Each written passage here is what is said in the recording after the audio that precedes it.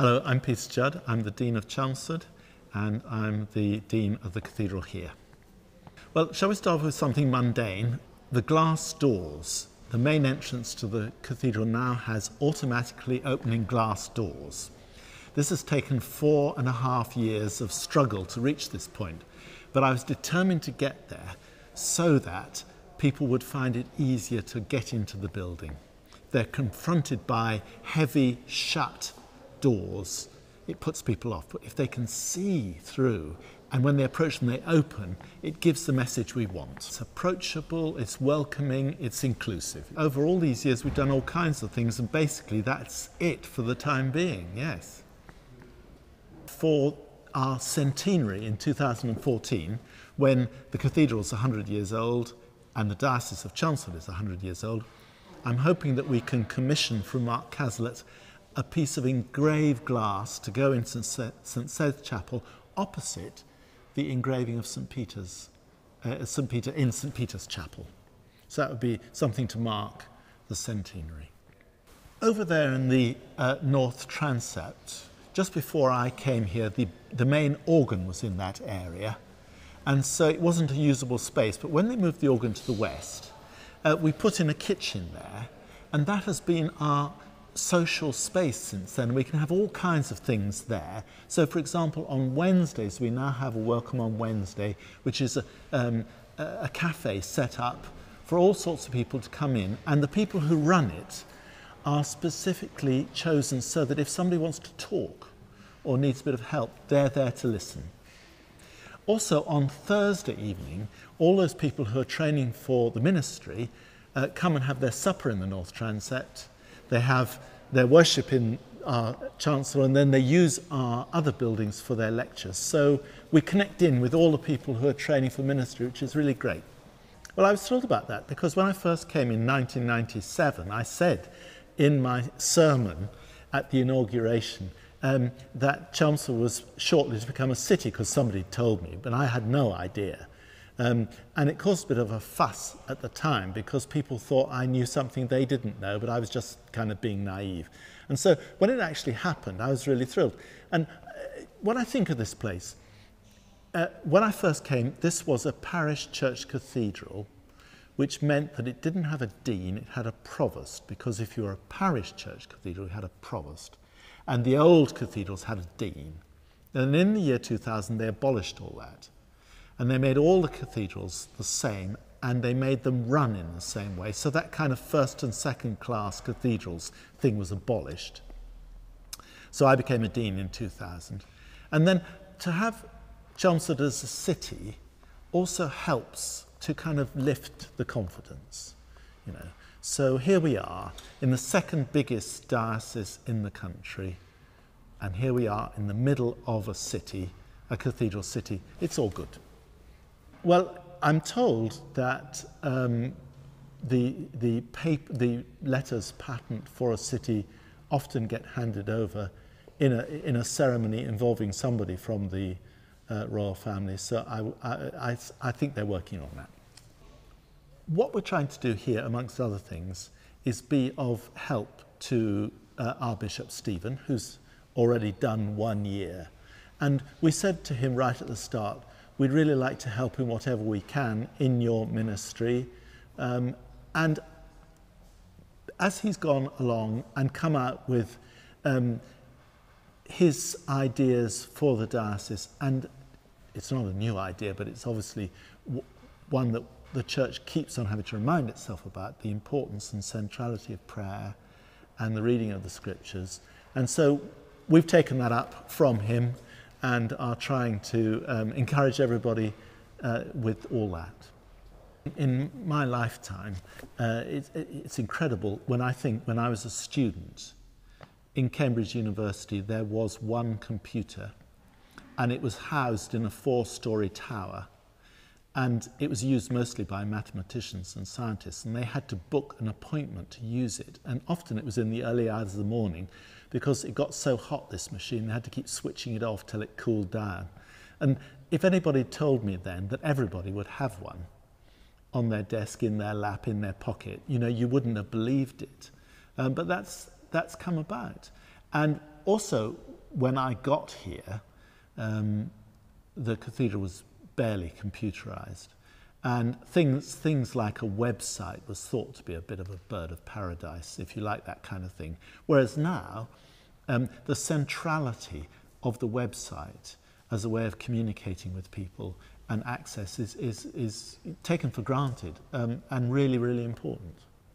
Well, I think the great thing about this is that people, when they see it on the outside, it looks like a normal East Anglian town church. But when they come in, they're absolutely astonished because it's so light, it's so colourful, it's spacious, it's absolutely not what they expect. And also, now a remarkable collection of modern artworks here. A phrase that I really like is one by the composer John Rutter when he said that Christianity has always been a singing faith. And here we are in the season of Easter, and it's because of Easter that we sing. We've got something to celebrate and sing. And music really matters. And it's wonderful in a place like this, which doesn't have a choir school, that recruits children and others from the locality, is able to have music of such fantastic standards and variety. And our current director of music, who's been here since 2000, Peter Nardone, has done a fantastic job. He's leaving us to go to Worcester Cathedral to be their director of music, and we, in turn, are going to welcome the assistant director of music from Blackburn Cathedral in the autumn. That will be terrific. A couple of weeks ago we had the Passion play, and so the seating was all removed and raked professional seating was put in, and we did the second part of the medieval mystery plays, which is the Passion, and my wife and I were roped in to be disciples. We were told we just had to have our feet washed, no speaking parts and so on, but of course it didn't work out like that because you've got to turn up to all the rehearsals. And it was interesting because I was grumbling about the first couple of rehearsals. Why have I done this? But actually then I suddenly realised I was enjoying it, because actually to get into that story with a group of people and see it unfold and acted out is fantastic. I mean, the interesting thing about a cathedral's ministry is here, and in particular we're a parish church cathedral, which means we relate to this parish, this community, and we also relate to this now city of Chelmsford. But because we're a cathedral, and the diocese of Chelmsford stretches from Saffron Walden to Harwich, from Harlow right down into the 5 northeast London boroughs, we relate right across a huge and diverse area. That's a real challenge for us to make connections in that way. And we're always alert and thinking about how we can do that.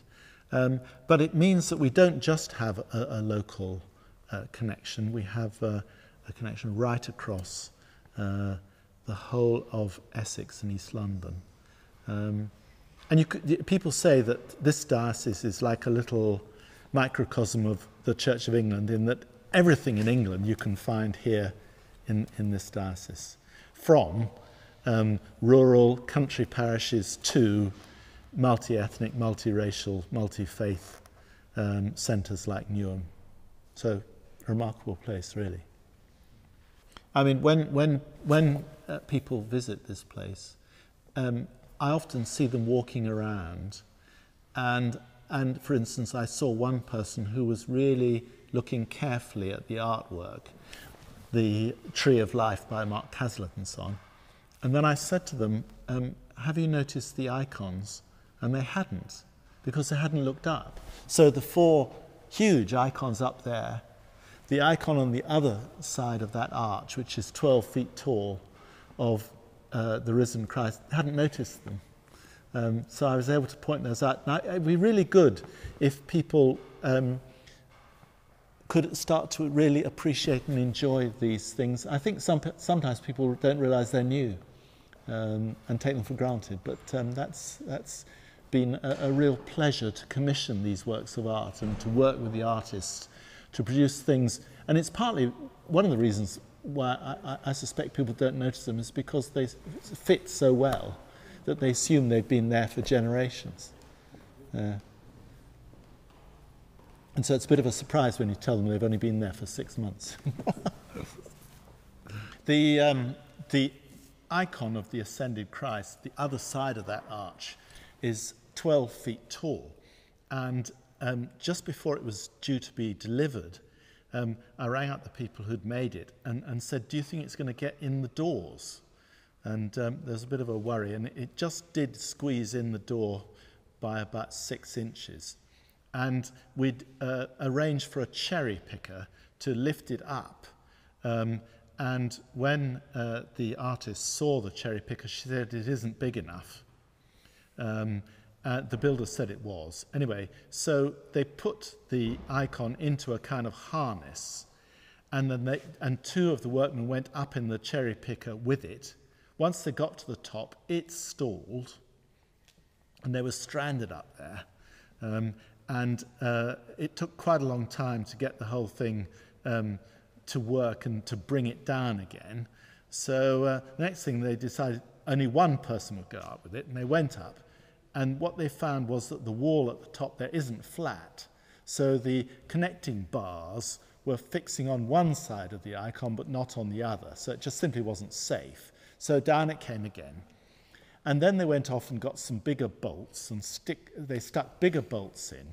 And this started at 9 o'clock in the morning. By this time, they got the bolts in, and it's 10 minutes to 5, and the canon precentor's getting worried about evensong. He said, you're going to have to stop. And I was thinking, well, if they have to stop before evensong, it'll be another hour, there'll be all that overtime and all the rest of it. So I said, well, one last go. So up the thing went, and they got it into place, and they said, what do we do now? I said, let it go. So they started coming down in the and it went clunk into its slots, and it stayed there ever since. And that was a brilliant moment. But then the next thing was that they were going up and down in the cherry picker to spray it with varnish. And they did this late at night. And I just got in at 10 o'clock one night and was having a cup of tea when I got the phone call. The fire alarms are going. You better get over. So I come over. And, of course, the spray from the varnishing machine has set all the alarms off. And all the alarms were going. The safety curtains were coming down. The 3 people who'd done the thing were looking a bit sheepish. And the fire brigade arrived, these great chaps with their yellow helmets. Got it all sorted, drama over, and there was a marvellous moment when 3 small Orthodox nuns standing there, and the 3 firemen towering over them, and the head man says to them, all right, girls. Nice Essex moment. Like other cathedrals, we seem to be doing all right. And it's partly because there are enough people here, so if new people come, they see people like themselves, young families, children. We have a lot of people in that kind of category, and we work hard to make their experience here a good one and to enable their children to meet their needs, the needs of children through our young people's work and the children's school and so on. Yeah.